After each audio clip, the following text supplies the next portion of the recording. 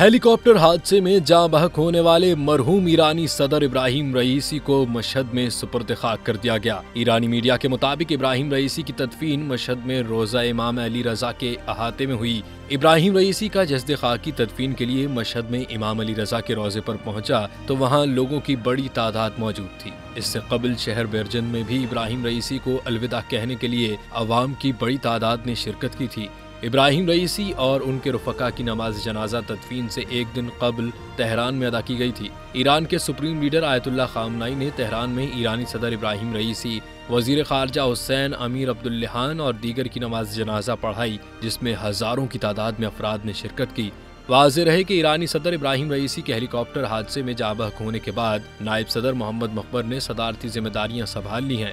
Iran में बाकायदा सदारती इंतखाब 28 जून को होगा।